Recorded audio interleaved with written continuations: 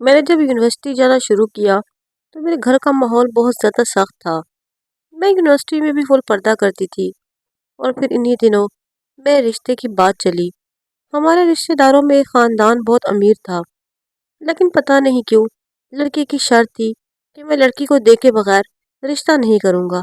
میں شرعی پردہ کرتی تھی، اس لیے مجھے کسی کزن نے بھی نہیں دیکھا ہوا تھا، اور پھر ایک دن اس نے ہاں کر دی اور ہمارا رشتہ پکا ہو گیا۔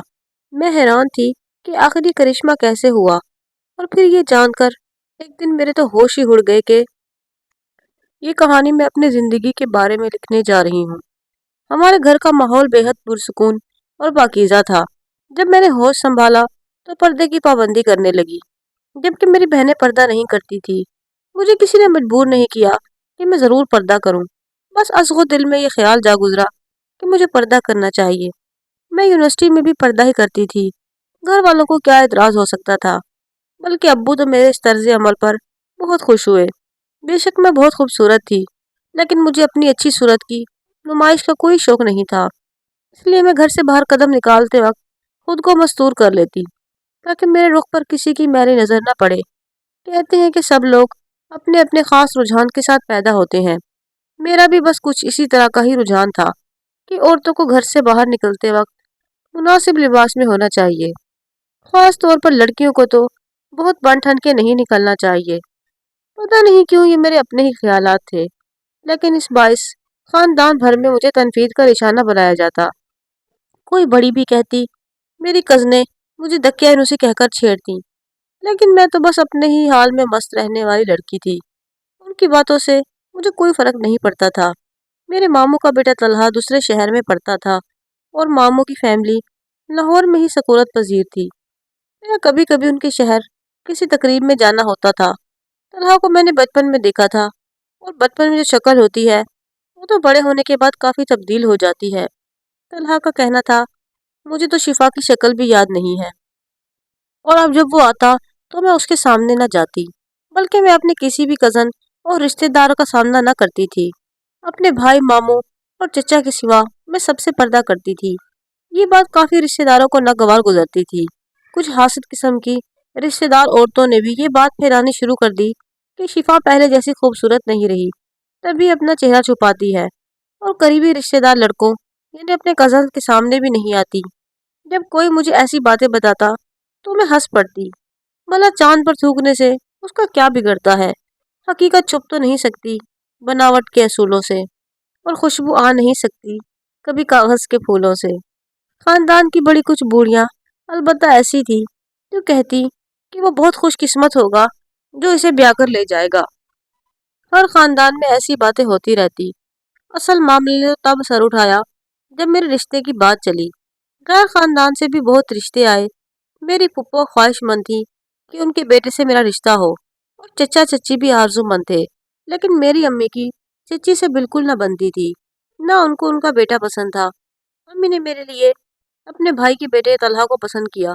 وہ سمجھتی تھی کہ طلحہ شہر کی بہترین یونیورسٹی میں اعلیٰ تعلیم حاصل کر رہا ہے، یقیناً اس کا مستقبل تابناک ہے۔ دوسرا، وہ میری امی کا اپنا بھتیجا تھا، جبکہ ماموں اور ممانی بھی میرے گن اور حسن پر فریفتہ تھے۔ وہ اپنے بیٹے کے لیے مجھ جیسی لڑکی کو ہی بہو بنانا چاہتے تھے۔ کہتے تھے، جب گھر میں روشنی موجود ہو تو باہر جا کر روشنی تلاش کرنے کی کیا ضرورت ہے۔ ماموں اور ممانی کو میرے پردہ نشین ہونے سے الجھن ضرور تھی، لیکن جب بھی طلحہ ان کے ہمراہ ہمارے گھر آتا میں اس کے سامنے نہ جاتی، اور وہ آتا ہی مجھے دیکھنے کے لیے تھا۔ اس نے اپنے والدین سے کہہ دیا تھا کہ اس کے ساتھ ایک سے ایک حسین لڑکیاں پڑھتی ہیں، لہٰذا جب تک میں اسے اپنی صورت نہیں دکھاؤں گی وہ میرے ساتھ شادی کے لیے ہاں نہیں کرے گا۔ اور میری امی نے بھی مجھے بہت سمجھایا۔ ممانی نے بنتی کی کہ ایک بار اسے اپنا چہرہ دکھا دو، وہ بہت ضدی ہے، یہ وہ شادی کے لیے نہیں مانے گا، مگر میں ٹس سے مس نہ ہوئی۔ کہہ دیا کہ ماموں اور ممانی کا مجھے دیکھ لینا کافی نہیں ہے، طلحہ کو اپنے ماں باپ کے اوپر اعتبار کرنا چاہیے، اسے میری ایک جھلک دیکھ کر کیا کرنا ہے۔ طلحہ نے بہت کوشش کی کہ میں اس کے سامنے آؤں اور وہ مجھ سے بات کرے۔ اس کا خیال تھا کہ شادی ایک دن کا کھیل نہیں، زندگی بھر کا سودا ہے، اور اس ترقی یافتہ دور میں دو انسانوں کو شادی کے بندھن میں باندھنے سے پہلے ایک دوسرے کو مل کر خوب اچھی طرح سمجھ لینا چاہیے، تبھی شادی کا بندھن باندھنا چاہیے۔ میں نے اس کی ان تعویلوں کا کوئی جواب نہ دیا۔ میں نے اسے ماں سے کہا، اچھا پھر شفا کی کوئی نئی تصویر ہی دکھا دیں۔ تصویر بھی میں بنوانے کی قائل نہ تھی، اس سے بھی میرا پردہ جاتا رہتا۔ اگر میں نے تصویر ہی دکھانی ہوتی تو میں خود اس کے سامنے کیوں نہ چلی جاتی۔ میں یونیورسٹی میں بھی اگر کبھی اپنی فرینڈ کے ساتھ تصویر لیتی تو میں نقاب میں ہی لیتی تھی، اور میرے نقاب والی تصویریں تو طلحہ کو بالکل نہیں چاہیے تھی، لہٰذا طلحہ میری تصویر بھی نہ دیکھ سکا۔ اس نے اپنے والدین سے کہہ دیا تھا کہ وہ بن دیکھے ہرگز شادی نہیں کرے گا۔ میں اپنی زندگی کا اتنا بڑا فیصلہ یوں ہی نہیں کر سکتا۔ میں جس لڑکی سے بھی شادی کروں گا پہلے اسے اچھے سے جاننا اور دیکھنا چاہوں گا۔ گویا اس نے مجھ سے ملے بغیر شادی سے انکار کر دیا تھا۔ والدہ کو اس بات کا بے حد دکھ تھا اور وہ شدید بیمار پڑ گئی۔ ایک تو اپنے بھائی سے رشتہ نہ جڑ سکا، پھر طلحہ بھی بلہا کا ذہین فتین طالب علم تھا۔ وہ گولڈ میڈلسٹ تھا اور اس کا مستقبل تابناک تھا۔ ماموں کا بزنس ایک کلاس اور وہ کافی جائیداد کے مالک بھی تھے۔ پورے خاندان میں ان کی عزت سب سے زیادہ تھی، اور سب سے اہم بات یہ کہ میری والدہ اپنے اس بھائی سے بہت محبت کرتی تھی۔ گویا طلحہ کے انکار سے ان کے نزدیک بہت خسارہ ہوا تھا، مگر مجھے کسی بات کا غم نہ تھا۔ میں نے سب معاملات اللہ پر چھوڑ دیے کہ وہ جو چاہے گا وہی ہوگا۔ اللہ ہی تقدیر بناتا ہے اور اس کی قدرت کاملہ پر یقین سے ہی سکون ملتا ہے۔ اللہ کی کرنی کہ طلحہ کے انکار کے چند روز بعد ہم ایک رشتہ دار کی شادی میں گئے جہاں وہ بھی آیا ہوا تھا، اور باہر سب کو کھانا دیا جا رہا تھا۔ میں باہر ہال میں نہ بیٹھی کہ وہاں سب کے سامنے کھانا کیسے کھاتی، اس لیے میں دلہن کے کمرے میں آ گئی۔ میں دلہن کے ساتھ بیٹھی کھانا کھا رہی تھی کہ طلحہ اچانک کمرے میں آ گیا اور مجھے وہاں دیکھ لیا۔ مومانی بھی میرے ہمراہ ہی تھی کیونکہ وہ دلہن کے کمرے سے کوئی سامان لینے آئی تھی۔ مومانی جب کمرے سے باہر نکلی تو وہ منتظر تھا۔ پوچھا، امی کیا یہ وہی شفا ہے جو دلہن کے ساتھ بیٹھی ہوئی ہے؟ ہاں وہی ہے، بلیک کپڑوں والی۔ ماں کا جواب سن کر ایک ٹھنڈی آہ اس کے منہ سے نکل گئی۔ اپنی جلد بازی پر پچھتایا کہ ایسی حسین صورت کو ٹھکرا دیا۔ ماں باپ اور پھپھو کی بات کا آخر اس نے کیوں یقین نہیں کیا، جنہوں نے کئی بار کرایا تھا کہ شفا لاکھوں میں ایک ہے، انکار مت کرنا ورنہ تم پچھتاؤ گے۔ اور اب وہ واقعی پچھتا رہا تھا۔ طلحہ نے ماں کی منتیں شروع کر دی کہ آپ پھوپھی یا پھوپھا کو منا لیں، مجھے شادی ہر حال میں شفا سے ہی کرنی ہے، اس کے سوا میں کسی اور سے شادی نہیں کروں گا۔ ایک کاش پہلے ایک جھلک دیکھ پاتا تو میں انکار ہی نہ کرتا اور نہ بزرگوں کے بیچ ناراضگی ہوتی۔ مومان نے کہا کہ نہیں، بس اب ہاتھ ملتے رہو، کیونکہ بڑی مشکل سے ماں باپ مان گئے، اب شفا نہ مانے گی۔ تم ایک بار اسے رد کر چکے ہو اور تمہارے انکار پر اس نے توہین محسوس کی تھی۔ لڑکیاں بہت حساس ہوتی ہیں، ان کا نازک دل جلد ہی ٹوٹ جاتا ہے۔ وہ جو کہتے ہیں کہ عشق کا جادو سر چڑھ کر بولتا ہے، بالکل ٹھیک کہتے ہیں۔ اب طلحہ کو کسی پل قرار نہ تھا۔ باپ کے کان کھا لیے کہ شفا سے ہی شادی کرنی ہے اور اسی سال کرنی ہے، مگر اب کوئی اس کی بات پر دھیان نہیں دیتا تھا۔ پہلے خود ہی تو انکار کیا تھا۔ یہ اس کی تعلیم کا آخری سال تھا اور جلدی سالانہ امتحان ہونے والے تھے۔ وہ امتحان کے فوراً بعد گھر میں اپنی شادی کا اہتمام چاہتا تھا۔ ماموں ممانی ایک بار پھر سے رشتہ لے کر آ گئے اور طلحہ نے امی ابو سے معافی مانگی تو میرے والدین نے بھی اسے گلے سے لگا لیا۔ وہ کوئی غیر تو نہیں تھا، اور اپنوں کی ایسی غلطیوں کو معاف کر دینے میں ہی بھلائی ہوتی ہے۔ قریبی رشتہ داروں کو بھی دو ایک کے سوا کوئی اعتراض نہ تھا، بلکہ سبھی خوش تھے کہ میں اپنوں میں جا رہی تھی۔ امی ابو کہتے تھے کہ اپنے پھر بھی اپنے ہوتے ہیں، کسی بات کا ڈر خوف نہیں ہوتا۔ رشتہ پکا ہو گیا اور پورے خاندان میں مٹھائیاں بانٹی گئی۔ مجھے بھی یکونا خوشی ہوئی کہ چلو میری ماں کی درینہ آرزو پوری ہو گئی۔ ان کا ہی خواب تھا کہ طلحہ میرا داماد بنے۔ ان دنوں میں ایم ایس سی کر رہی تھی اور ابھی شادی میں کافی وقت تھا۔ امی نے ممانے سے کہہ دیا تھا کہ یہ تعلیم مکمل کر لے گی تو ہم پھر شادی کریں گے۔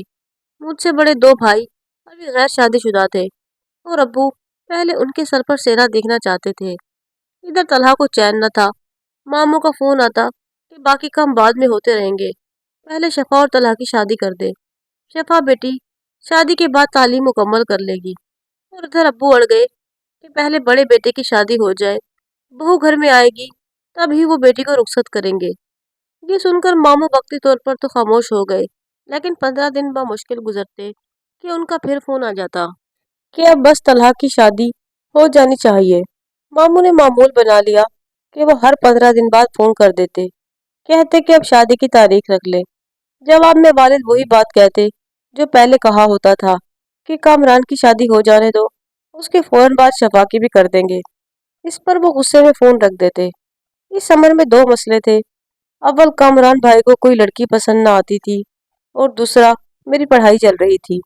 मुझे 1 साल मजीद दरकार था। तलहा के बाप इन मजबूरियों को अहम न गर्दानते, तभी उनका रवैया खुरदरा होता जाता था, और वो इसी रवैये से हम सबको मुश्किल में डाल रहे थे। इधर मैं अपने बुजुर्गों की परेशानी देखकर परेशान हो रही थी। मेरे कुछ समझ में नहीं आ रहा था कि मेरे साथ क्या हो रहा है। मामू को पता नहीं क्यों इतनी जल्दी पड़ी थी, हालांकि अभी तक मेरी उम्र ज्यादा न थी। मुश्किल कोई 22 साल की थी। इसी असना में तलहा के छोटे भाई का रिश्ता हो गया और हम भी शादी में गए। शादी में मेरा पर्दा बरकरार रखना महाल हुआ। मामू ने मौका देखा तो तलहा से कहा, जाओ बेटा, अपनी मंगेतर से खुद बात कर लो और उसे जल्द शादी पर राजी कर लो। वो मेरे पास आया और बोला कि तुम वालदैन को मनाओ, हमारी शादी जल्दी कर दे, पढ़ाई तो बाद में मुकम्मल करती रहना। उसकी ये बात सुनकर मेरे तो होश ही उड़ गए और मैंने शर्म से निगाहें झुका ली। इस वक्त मैं अम्मी के पास आकर बैठ गई। तलहा ने अम्मी के सामने मेरा हाथ पकड़ लिया और बोला, अगर आप भी फुप्पो राजी ना हुई तो मैं तुम्हें भगा कर ले जाऊंगा और कोर्ट मैरिज कर लूंगा। अपनी डांस में वो बहुत बेतकल्लुफी से काम लेकर मजाक कर रहा था मुझे, मगर उसका ये भोंडा मजाक बेहद गरा गुजरा और उसकी जल्दबाज तबीयत मुझे बड़ी अजीब सी महसूस होने लगी। दुख हुआ कि अम्मी और रिश्तेदार खवातीन के सामने भी वो ऐसी बात कहने से बाज ना आया था। पता नहीं क्यों अम्मी तो उसका हल्कापन बर्दाश्त कर गई, लेकिन मेरे तो जैसे औसान खता हो गए। ताहम मम्मी ने हौसले से काम लिया और मुझे अंदर भेज दिया और तलहा को समझाया कि बेटा, इस तरह नहीं कहते, 6 माह इम्तिहान में बाकी हैं, फिर हम शादी की तारीख रख देंगे। तुम जरा सब्र से काम लो और अपने वालिद को भी समझाओ कि आए दिन मेरे मियाँ को फोन न किया करें, वरना वो चिढ़ जाएंगे। इस पर तलहा ने कहा कि ठीक है, चलो शादी इम्तिहानात के बाद हो जाएगी, लेकिन निकाह अभी कर दें। ये क्या बात हुई? जब शादी को चंद माह बाकी हैं तो निकाह पहले क्यों? अरे भाई, निकाह तभी होगा जब शादी होगी। ऐसी क्या बेतबारी है? उसी वक्त मामू आ गए और तलहा की बात सुन ली और बोले, हाँ आपा, मेरा बेटा ठीक कहता है, आप निकाह अभी कर दे, क्या खबर बाद में आपकी नीयत बदल जाए। ये सुनकर वालदा भौचक्का रह गई। भाई ने ये कैसी गलत बात मुंह से निकाली थी। मुझे अम्मी ने बताया और रूहान सी हो गई कि ये अपने हमारे साथ कैसा बर्ताव कर रहे हैं। ऐसा तो गैर भी नहीं करते। मैंने साफ कह दिया कि अम्मी 6 माह सुकून से रहने दें और मुझे अभी निकाह की झंझट में ना डालें। मामू इसरार करते रहे और मेरे वालिदैन ने बात नहीं मानी तो वो खफा होकर चले गए। कुछ दिन बाद फिर उनका फोन आ गया कि बड़े बेटे ने एक लड़की को पसंद कर लिया है और अब यूसुफ भी शादी का इरादा करता है। मैं ये चाहता हूँ कि आप लोग भी हमारे साथ जाकर लड़की को देख लें, फिर मैं रिश्ता पक्का कर दूंगा। अम्मी अब्बू उनके बुलाने पर चले गए। मामू ने लड़की वालों से उन्हें मिलवाया तो मेरे वालिदैन को ये लोग ठीक न लगे। इसी वजह से उन्होंने कहा कि बेहतर होता अगर कोई दूसरा अच्छा रिश्ता तलाश कर लें। इस पर मामू ने उन लोगों को मना कर दिया, लेकिन बाद में पछताने लगे क्योंकि उनके बेटे की पसंद इसमें शामिल थी। मेरे वालिदैन ने सिर्फ अपनी राय दी थी, रिश्ता उन्होंने खुद खत्म किया। और फिर बाद में मामू लोगों को गुस्सा इस बात पर आया कि उन लोगों को खामखा बीच में डाला। अच्छा भला रिश्ता जाता रहा। वो गुस्से में काबू न रख सके और अम्मी को खूब सुना दी, तुम लोगों की वजह से हमने ये रिश्ता गंवाया है, अब मैं अपने बेटे को क्या मुंह दिखाऊंगा। तुम लोग उसकी खुशी बर्बाद करने का मूजब बने हो। इस तरह बढ़ते बढ़ते बात खासी बढ़ गई। तलहा भी जज्बाती हो गया और उसने चंद जुमले ऐसे मुंह से निकाले कि अम्मी अब्बू ने अपनी तौहीन महसूस की और तलहा को मेरा रिश्ता ना देने का फैसला कर लिया। मामू लोग भी कहने लगे कि हमें भी नहीं लेना आप लोगों से रिश्ता।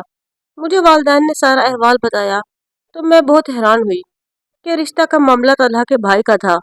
बात बीच में मेरी आ गई तो रिश्ता मेरा खत्म कर दिया गया। चंद रोज बाद मामू ने फोन किया कि हमसे गलती हो गई है, खामखा गुस्सा किया حالانکہ آپ صحیح کہہ رہے تھے، اور اب طلحہ بھی پچھتا رہا ہے اور معافی مانگ رہا ہے۔ اسے پلیز معاف کر دیں، اپنی بہو ہم شفا کو ہی بنائیں گے۔ والدین پھر راضی ہو گئے، مگر میں اس بار ڈٹ گئی اور میں نے کہا کہ میں ہرگز طلحہ سے شادی نہیں کروں گی، جس نے میرے والدین کی عزت نہیں کی، اور وہ آئندہ میری بھی بےزتی کرے گا۔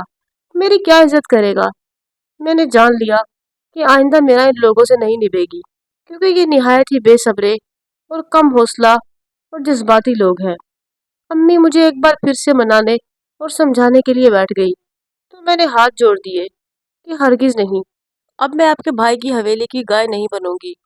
جب چاہے کھوٹے سے باندھ لیں اور جب چاہے ہانک دیں۔ ایسے متلون مزاج اور تاندخو لوگ جب اپنی سی کرنے پر آتے ہیں تو پھر کسی کا برا بھلا نہیں سوچتے اور اپنے ہی کر گزرتے ہیں۔ میں ایسے اپنے کو قابل بھروسہ نہیں سمجھتی۔ اس بار انکار میری طرف سے ہوا، اور جب ایک بار انکار کیا تو پھر اس نا کو میں ہاں میں نہ بدل سکی۔ امی، ماموں، ممانی سبھی مجھے سمجھاتے رہ گئے، میں نے فیصلہ نہ بدلا۔ والد نے کہا کہ اگر اپنوں میں ہی شادی کرنی لازم ہے تو پھر میری بہن کے بیٹے میں کیا برائی ہے؟ وہ کب سے آرزو مند تھی کہ شفا کا رشتہ مل جائے، سو قرآن ان کے نام نکل آیا۔ پھپھو سیدھی سادی اور مجھ سے محبت کرتی تھی۔